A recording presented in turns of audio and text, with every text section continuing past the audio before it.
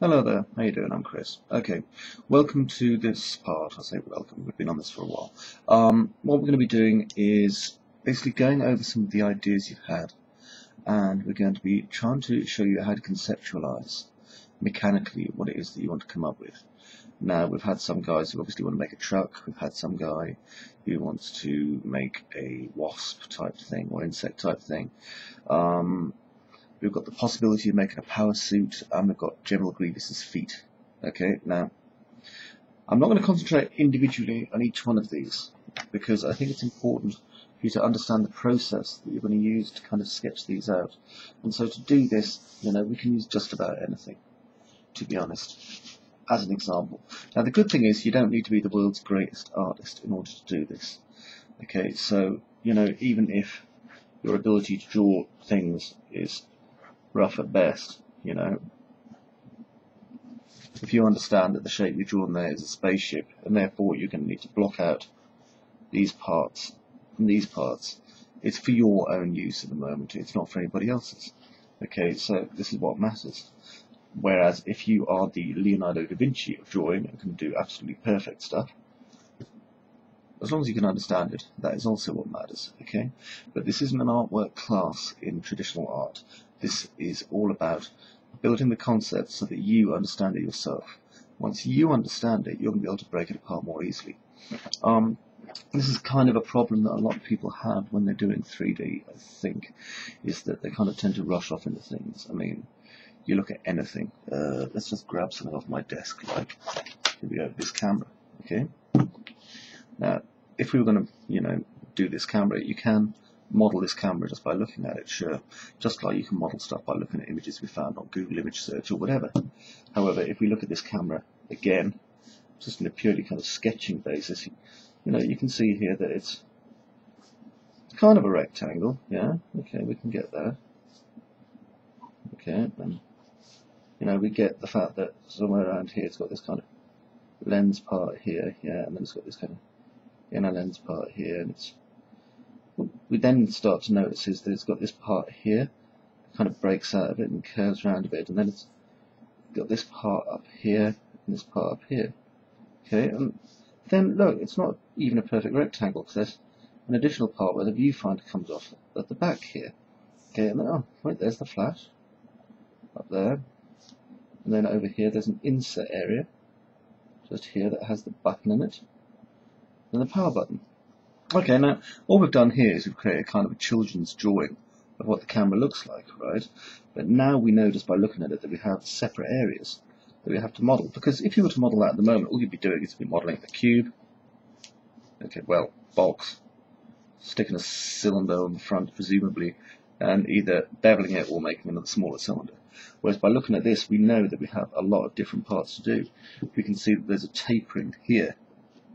We can see that there's the additional viewfinder here. We haven't even covered the buttons at the back here. And this is kind of what I'm talking about. It's the importance of being able to break down the model to understand exactly where we're going with this. Okay, so let's look at something that we can use as an example for this.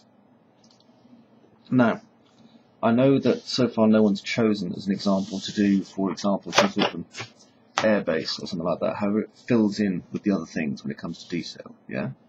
Now, let's look at something simple like a landing. Just a simple landing, not strip, but imagine you've got a VTOL, one of those vertical takeoff and landing jobs. Okay, and you're the client to yourself, because you're doing it for yourself, so you want to design something. So first of all, we're going to look at, decent shapes. Let's say we have a shape of some sort of science fiction vehicle that's coming in, that has stubby little wings like this. Maybe it has engine jets on the back, like this, yeah. So that's our rough shape there. So we need something that's going to fit into this space here. Now, is it going to be for internal or external? Well, it's VTOL, so let's assume it's going to be outside somewhere. So we're going to need some sort of access areas here and here. Okay, so it can come in left and right to be loaded and unloaded, and then presumably some sort of a area here where it can go off to the hangar. So now we have a three-sided space.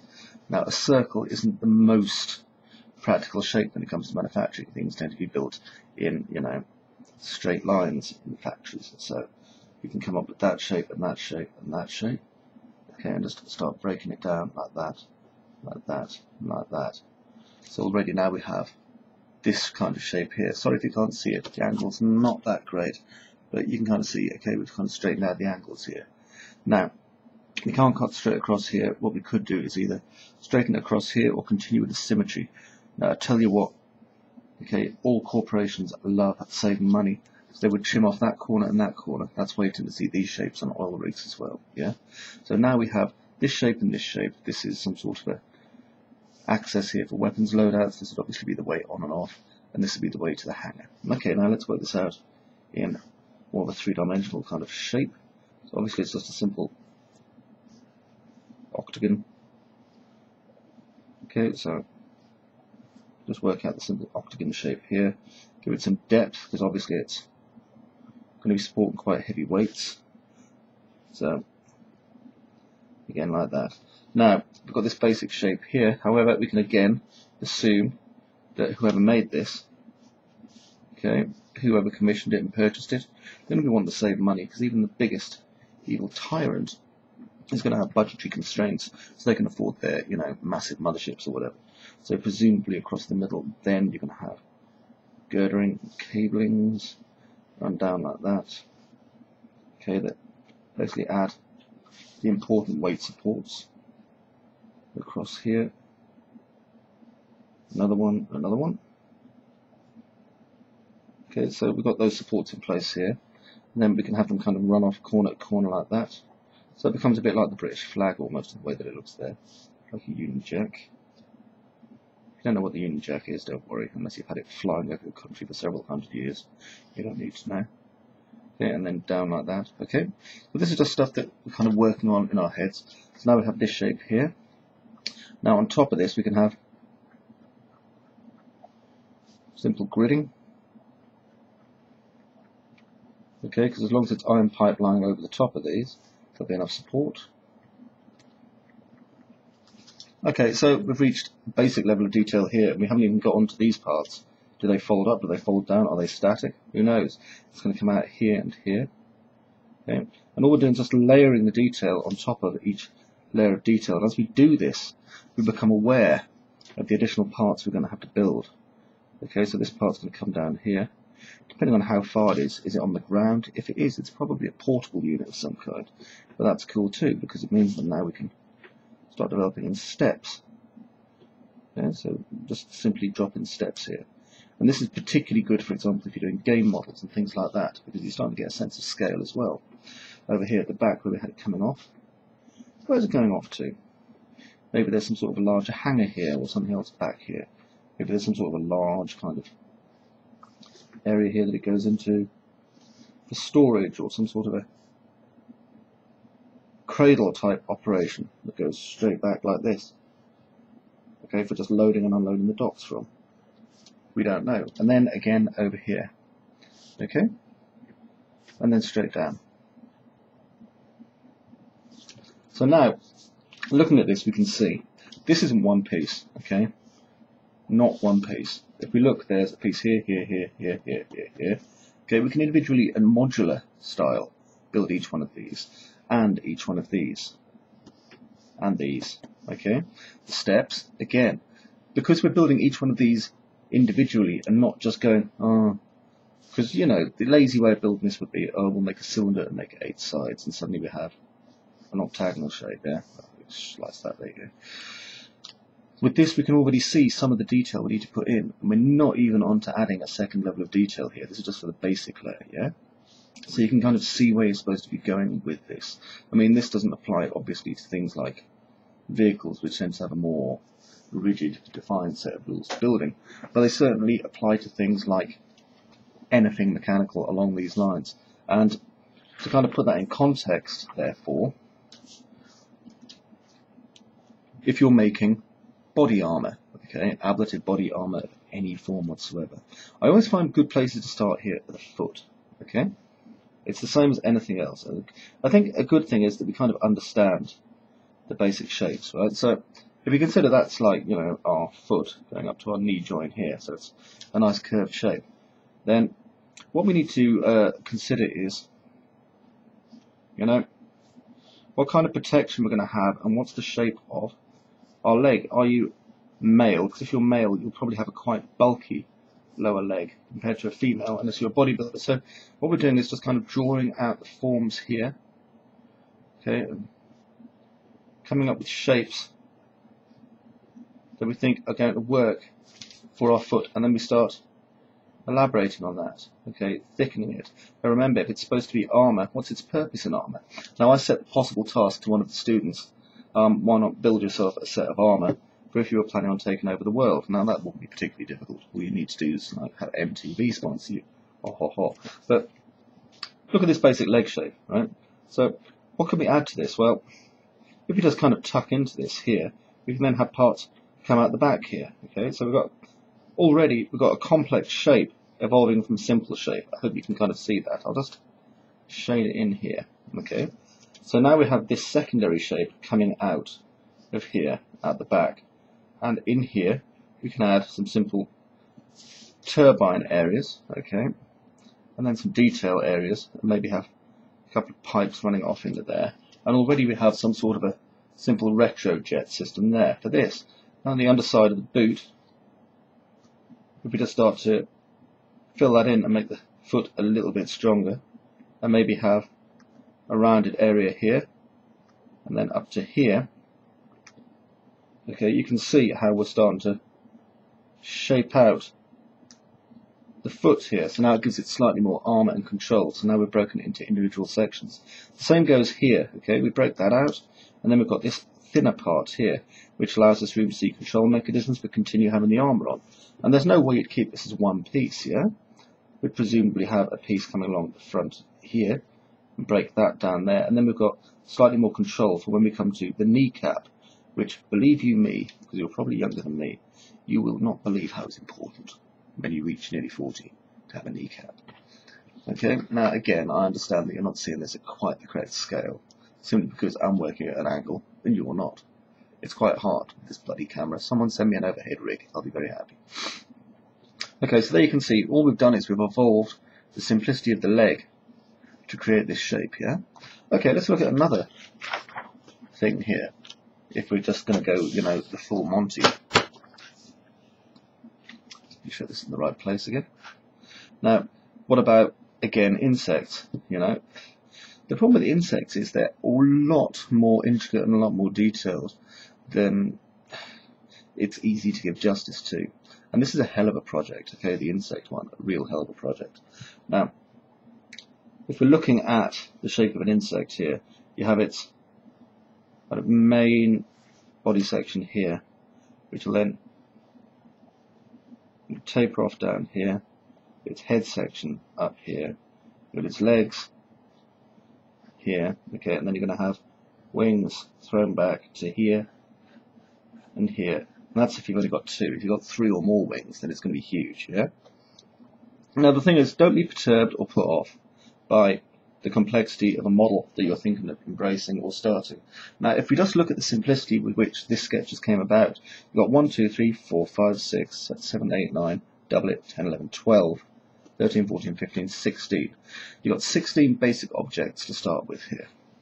Now, depending on whether you're going for a traditional insect route, which is organics, incidentally, you naughty person, so make sure you keep it robot, or whether you're going for a mechanical shape, the principles are still the same, simply because insects are chitinous. They have a kind of a shell, and it all tends to kind of merge in the same way as a mechanical piece does. So thankfully, when you start looking at it, as long as you avoid all the squishy, horrible bits that are organic, you're going to be fine. What I mean by that is, say for example, you have a tail segment here, which is essentially a tube.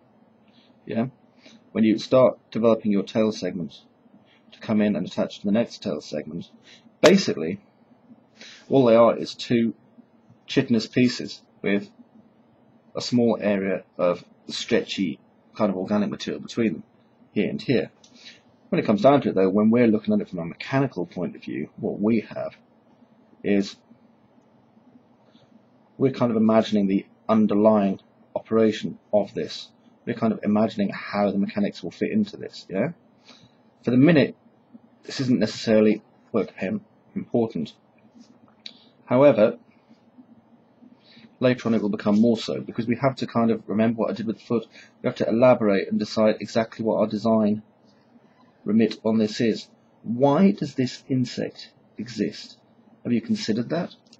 What I mean from this is, there's a world of difference between this insect having been a mechanical evolutionary phase, a la Transformers, and something that was built for a purpose, whether it be spying, as a weapon, or as some sort of a folly. And by folly I mean something that was made merely for the purposes of existing. Yeah? So the differences between these three are, if this is an evolved mechanical creature, and hey, why not, then it will have evolved in as seamless a way as possible.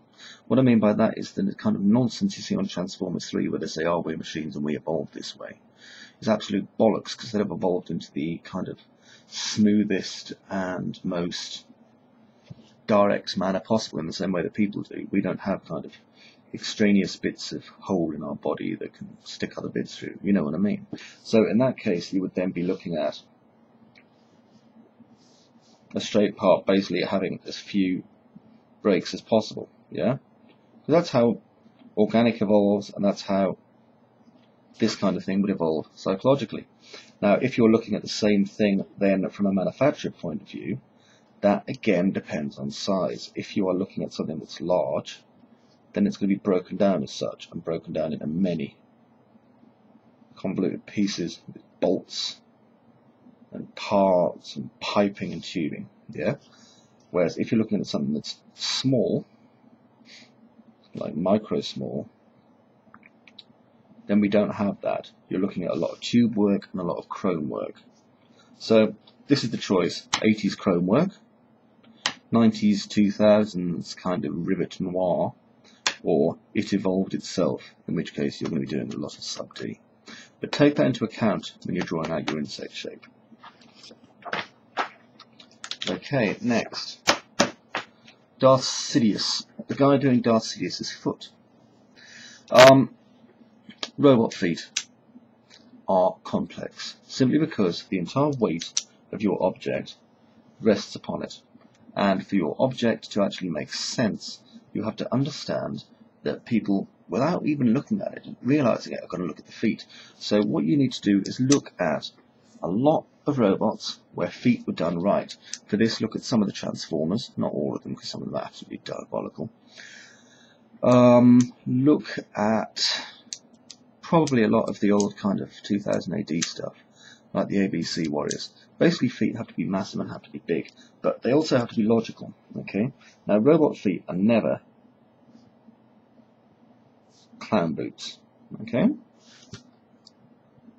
I've seen robots that have been done like this. They're basically kind of a tubular leg and a knee joint and another leg. And this shit makes me laugh every single time, right? This is not what a robot is about, okay? People often think, oh, it's a foot. It just has to move one way and then another. This is not true at all. Okay, let's turn this over. I've wasted a page of paper just to explain how to draw a stupid clown boot. A foot, especially on a robot, has to be designed in the same way that you design a hand. Okay, so look at your hand and look at the complexity of the hand, then imagine it's a foot. Now, Grievous's foot is placed back like that, okay, but each of these parts is then broken down individually. So, to do it for a non-Grievous foot, as an example, okay, you're looking at setting up each of these parts here, which are very knife-like, incidentally, okay, so you're starting to get these shapes here and here, kind of running over the top of each other. So you're getting an extended shape out, and we haven't even got as far as the ankle yet. Okay. Now, depending on whether you're copying Grievous exactly, whether you're coming up with your own shape or not, will kind of evolve how this is going. This part here, the ankle part, always comes over the edge of these, like this. Work pen, break that down like that. Okay, now I understand that's not the best image to be using for this. What I'm saying is, look carefully at how these parts kind of correspondingly attach together. Okay, you'll have the references of General Grievous. You need to work out every single joint in that foot. Okay, now remembering, like I say, LucasArts kind of went for the this is gay and this is crap approach. So all they did basically was create a load of kind of hooked edges. They kind of come into basically a meat fist, somewhat similar to that thing that Bruce Lee used in what's that film again? Enter the Dragon, when he wears that clunky looking thing with his fist. And then it's got kind of a rear toe comes out at the back here that leads to it. And then it's got this kind of part that comes up here. Just learn to work loosely. You want to see what the individual parts are that you're creating, okay? Don't forget you'll create the ankle unit that comes up as well. Always work loosely. There's no such thing as making a mess. You just continue to go over it and over it and over it. As long as you can see through the lines, that's what matters, okay? You need additional help in basically disassembling the foot and drawing it as your sketch so you can understand it. That's fine, I don't mind. And always keep the sketches, no matter how crap they are. Okay, let's set that away. Vehicles. Oh god, vehicles. Okay, so hopefully by now, if you're doing a vehicle, you have some decent references of a ladder chassis. Okay, now the ladder chassis obviously is an important part of the vehicle because everything rests on top of it and the wheels hang off it. What you're going to have to do is, and you might want to use a ruler the second time you go over this, but you're going to have to define the shape of your ladder chassis, okay? Just in rough, like this. Now, basically ladder chassis means just that, yeah? You've got all these parts that kind of hang off, and then you've got the parts that kind of come over here that affect and have the mounts on for the wheels. Okay, and then you've got the wheels that kind of attach onto there and there. And then you've got another one over here. Okay, so this is basically a suspension block hanging down here, with your wheels going on there and there. Then running down the middle here, obviously, you've got your big turny-whirly thing, with your special box here to enable four-wheel drive or not four-wheel drive. Okay, and that kind of stops there, and there, straight up to here. Now, as you see, the principles, again, for kind of drawing this out, are all the same, okay? And the reason you do it is because you can't create this as just a single model. If you do, then you're going to have a very poor-looking model. Now, you may be thinking to yourself, oh, well, I've done it, you know, this way in the past. I've just created this as like, you know, a single box and then bought parts out and extruded it and stuff. Yeah, but no, all right? This is an important part of the model. Even if you're not going to be seeing this part of the model, even if you're then going to, you know, build your enormous Humvee with Arnold Schwarzenegger sitting in front, okay, over the top of it and never see this thing again,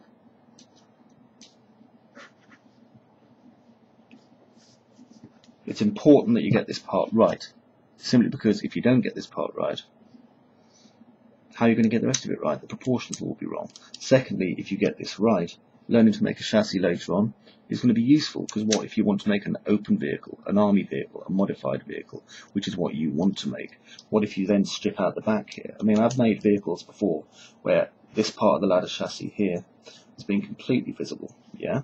And then we've had just rails running across it with things hanging down on hooks. It's been used in a game for some company over in Iceland, which I'm not supposed to talk about. But, you know, that's what I mean. You've got to leave these parts open sometimes. So developing the ladder chassis is useful. The detail you put onto that, we can always pull back later on if you decide it wants to be a game model. It's easy enough just to do the retopo in Max, trust me. Okay, so 1, 2, 3, 4. Probably done 4 of these. Yeah. Wasn't expecting a high turnout for this class on the first go, to be quite honest, so I'm not disappointed. It's going to be a lot easier dealing with only a few of you. If anyone drops in late, I apologise if the sound quality is not that great. For some reason it's only picking up through this webcam whilst I'm recording with the webcam. Okay, this video is going to be put into the special forum. It shouldn't be directly accessible through people just looking on YouTube. If you pass the link around, then it's going to be visible, but, you know, it's your prerogative, it's your classroom. I can't really stop you. If you have questions, ask them in the thread that this will come out in. If you have any other questions, or if you need me for anything, I can actually, you know, go over these sort of things in a live one-to-one session. It's not too difficult. Just remember that as I'm kind of got an office that's at home, there are certain times when it's going to be noisier than others. That should be about it. Okay, so take it easy.